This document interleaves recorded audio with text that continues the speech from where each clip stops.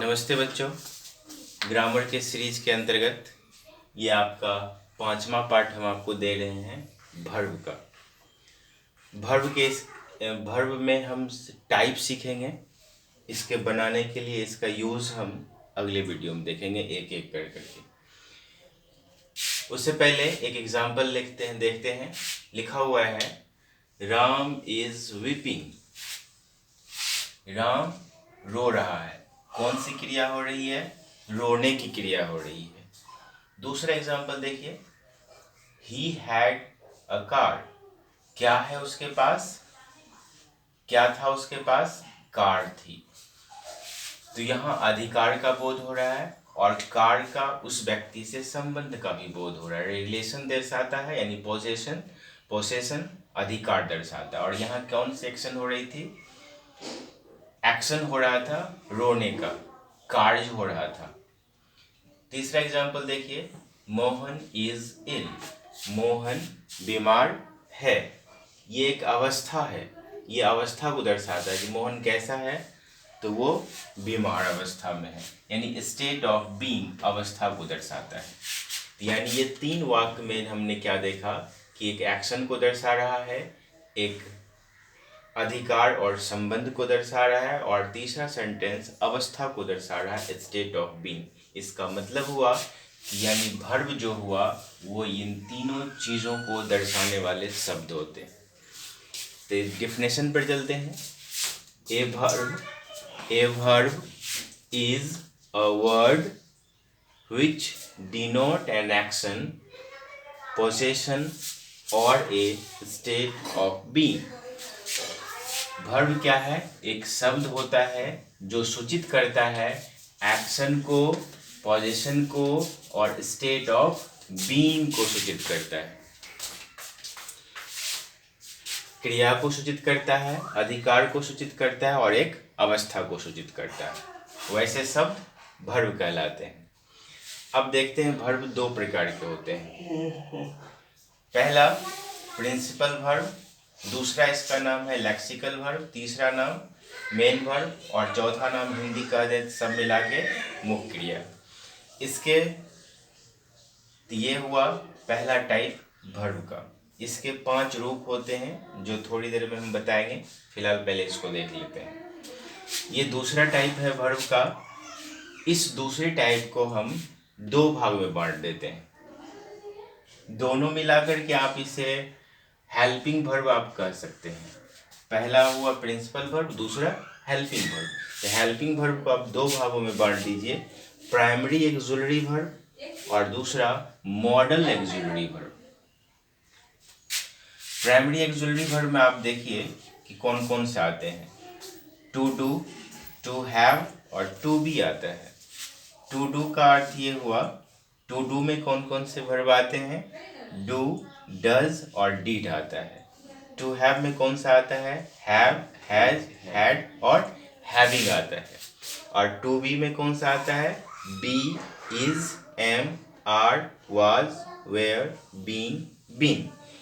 इतने वर्ब आते हैं। यानी कुल मिलाकर के यदि कहा जाए तो ये 15 प्राइमरी एक्सिलरी वर्ब होते हैं। अब मॉडल एक्सिलरी वर्ब की बात कर लें तो मॉडल एक्सिलरी वर्ब में can, could, may, might, shall, should, will, would, must, need, dare, ought, use to, यानी ये कुल मिला के 13 मॉडल वर्ब हैं। ये जो मॉडल वर्ब हैं यह हेल्पिंग वर्ब में के रूप में इसका यूज होता है। दोनों में हम थोड़ी सी अंतर कर लें तो ये model auxiliary verb helping verb के रूप में यूज होगा, और ये जो प्राइमरी एक्सिलरी वर्ब है यह कभी मेन वर्ब भी बन जाता है और कभी हेल्पिंग वर्ब के रूप में यूज होता है। तो कभी मेन वर्ब के रूप में यूज होता है और कभी हेल्पिंग वर्ब के भी रूप में यूज होता है। एक सेंटेंस हम देंगे, इसे मिटाने के बाद हम आपको बताएंगे कैसे वही वर्ब मेन वर्ब बन जाता है और वही वर्ब कभी हेल्पिंग वर्ब बन जाता है। लेकिन हम इसकी बात करें तो मॉडल एक्सिलरी वर्ब हमेशा हेल्पिंग वर्ब के रूप में ही प्रयोग होगा। ये मेन वर्ब नहीं बनता है। इन सारे मॉडल ऑक्सिलरी वर्ब के साथ सिर्फ और सिर्फ जो टू का प्रयोग होता है वो मात्र दो के साथ होता है। वो कौन कौन? यूज टू और आउट टू। बाकी मॉडल ऑक्सिलरी वर्ब के साथ टू का प्रयोग नहीं होता है। इसके कोई भी रूप नहीं होते हैं। वर्ब के 5 रूप होते हैं ना, V1 V2 V3 V4 V5, तो इनके कोई भी रूप नहीं होते। ये अपने मूल रूप में प्रयोग होता है हेल्पिंग वर्ब के रूप में, यानी इसका रूप और रूपांतरित होता है और परिवर्तित होता है। ठीक, तो पहले इसको आप उतारिए और फिर उसके बाद हम इसे मिटा करके आपको बताएंगे कि वही वर्ब कभी मेन वर्ब बन जाता है और कभी हेल्पिंग वर्ब बन जाता है। फिर हम आपको रूप बताएंगे। फिलहाल आप इसे नोट करिए। अब देखिए, जैसे हमने पीछे अभी तुरंत बोले उतारने के लिए, तो ये वर्ब के 5 रूप हम आपको दिखा रहे हैं, V1 V2 V3 V4 और V5। इसमें आप देखिए, V1 ये मूल रूप होता है, go, went, gone, going, goes. इन सब को आप पहले देख चुके होंगे। दूसरा देखिए, play, played, played, playing, plays. अब इसकी बात कर लें। ये जो गो है, प्ले है, ये मूल रूप होता है क्रिया का, वर्ब का मूल रूप होता है। ठीक, और जो मूल रूप होता है वो हमेशा प्लुरल होता है, PLURAL, प्लुरल होता है। और ये जो V1 है हमेशा प्रेजेंट में यूज होगा, PRESENT, प्रेजेंट में यूज होगा। क्लियर? प्लुरल है, प्रेजेंट में यूज होगा और ये मूल रूप होता है हमेशा प्लुरल। V2 जो है वह पास्ट में प्रयोग होगा और इसका ना तो प्लुरल होता है, PLURAL, ना ये प्लुरल है और ना ये सिंगुलर है, SINGULAR। इसका ना प्लुरल है ना सिंगुलर है और यूज कहाँ होता है? पास्ट में प्रयोग होता है। ये जो V3 है ये परफेक्ट में यूज होता है, PERFECT, परफेक्ट में यूज होता है V3 का। और इसका भी ना प्लुरल है, PLURAL, ना प्लुरल है और ना सिंगुलर है, ना ये प्लुरल है और ना सिंगुलर। यूज कहाँ होता है? परफेक्ट में यूज होता है आपको। और चौथा जो रूप है ये कॉन्टिन्यूअस में प्रयोग होता है, CONTINUOUS, कॉन्टिन्यूअस में प्रयोग होता है। ये भी ना, इसका भी नहीं प्लुरल होता है और ना ही सिंगुलर होता है। और ये जो 5वां रूप है ये प्रेजेंट में होता है, PRESENT, ये प्रेजेंट में यूज होता है इसका। और ये जब भी होता है तो ये सिंगुलर होता है, SINGULAR, ये सिंगुलर फॉर्म होता है। यानी इसमें ये बनता कैसे है? तो इसमें आप S लगा दीजिए इसके क्रिया में, मेन रूप में, या तो ES लगा दीजिए, 5वां रूप बन जाता है। फिर से देखें, पहला रूप तो मूल रूप होता है, ये भी प्रेजेंट में यूज होगा लेकिन प्लुरल फॉर्म में। जब सब्जेक्ट प्लुरल होगा तो ये वर्ब लगाइएगा। 5वां रूप मूल रूप में S या ES लगा दीजिए तो 5वां रूप बन जाता है, ले सिंगुलर हो जाता है। तो ये कब होगा? ये भी प्रेजेंट में यूज होगा जब सब्जेक्ट सिंगुलर होगा। अब V4 तो कॉन्टिन्यूअस में यूज होता है। आपको मालूम है कि 2 ऐसे वर्ब हैं जो बिना हेल्पिंग वर्ब का कभी यूज नहीं होता है। एक है V3 और दूसरा है V4। यानी ये दोनों वर्ब ऐसे हैं कि इसके यूज करने के लिए जब भी V3 का प्रयोग होगा और जब भी V4 का यूज होगा तो इसके साथ सहायक क्रिया अवश्य आएगा, हेल्पिंग वर्ब अवश्य आएगा। ठीक, तो एक एग्जांपल हम देखते हैं। जैसे he is going to school. यहां देखिए V4 का यूज हुआ है, ये हेल्पिंग वर्ब है और ये V4 है और कंटिन्यूअस में प्रयोग हुआ है। ठीक, और हम डिटेल्स इसको पढ़ेंगे।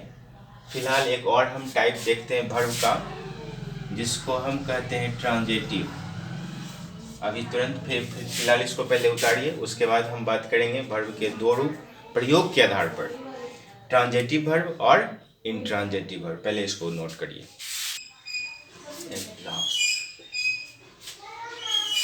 तो अब गौर करो, एक प्रयोग के आधार पर वर्ब को हम दो भागों में डिवाइड करते हैं। एक है ट्रांजेटिव वर्ब, दूसरा इंट्रांजेटिव वर्ब। ट्रांजेटिव का हिंदी होता है सकर्मक, सो को मो ऊपर को सकर्मक। तो इसको यदि नाम पर गौर करें, सौ को आप अलग कर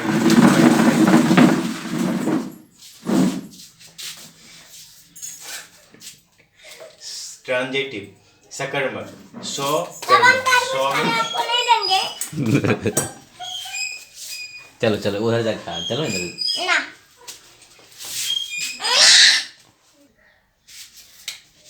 सकर्मक, सौ कर्मक। तो सौ मीन्स क्या आप निकालते हैं? सात।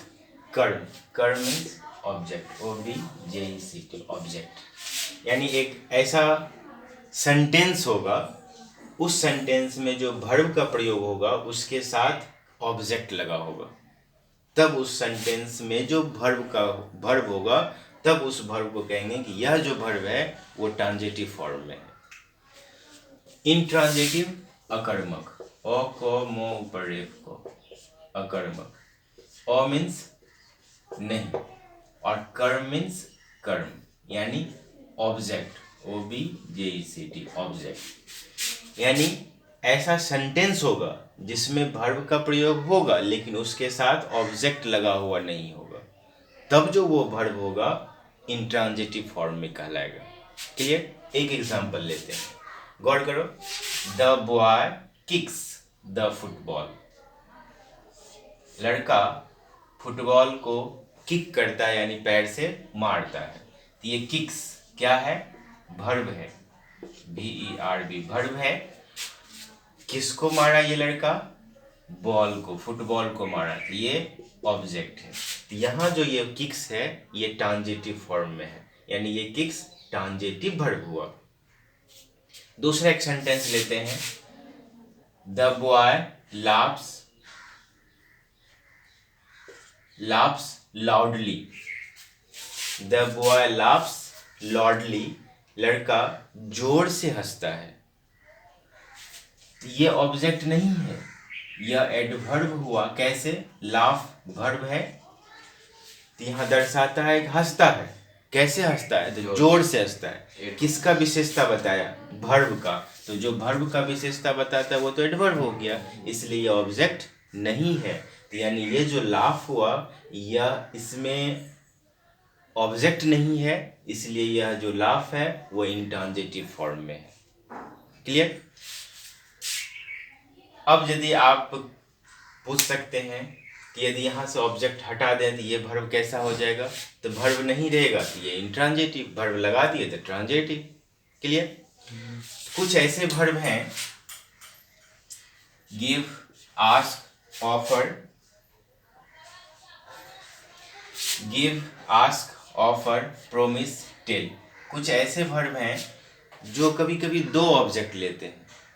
ठीक, जरूरी नहीं है कि दो ऑब्जेक्ट लगे, लेकिन यदि दो ऑब्जेक्ट दीजिएगा तो उसके अर्थ पूरा स्पष्ट हो जाता है। यदि नहीं दीजिएगा तो अर्थ थोड़ा मीनिंग जो है वो अस्पष्ट रहता है। जैसे कि एग्जांपल लिखते हैं, हिज फादर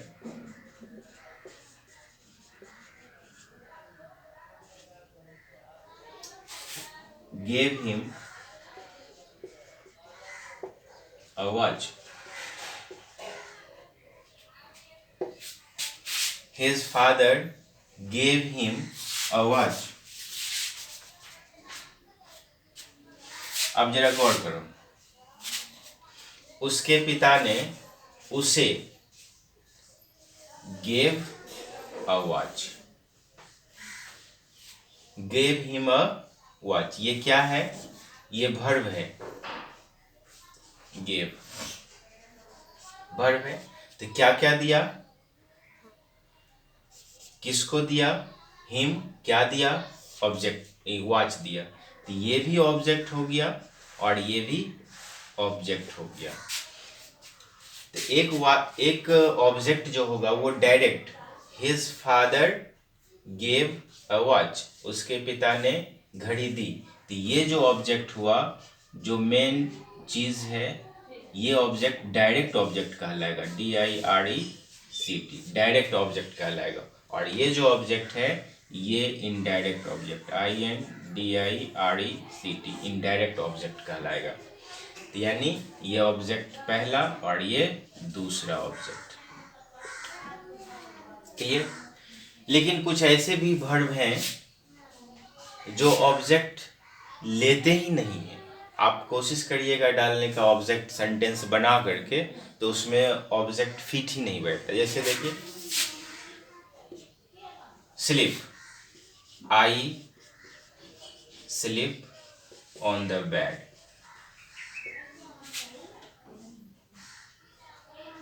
मैं बिछावन पर सोता हूँ।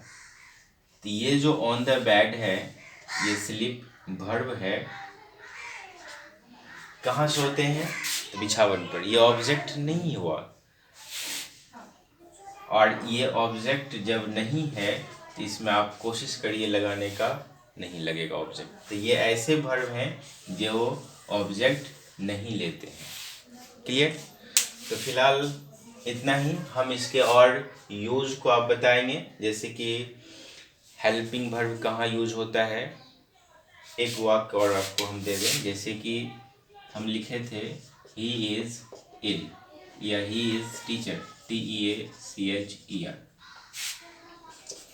यहाँ जो ये वर्ब यूज इज का प्रयोग हुआ है, यहाँ पर ये मेन वर्ब का प्रयोग होता है। जहाँ पर यदि हेल्पिंग वर्ब अकेला रहे तो वो मेन वर्ब हो जाता है। यदि हेल्पिंग वर्ब के साथ वर्ब के और कोई फॉर्म हो तब वो हेल्पिंग वर्ब का काम करता है।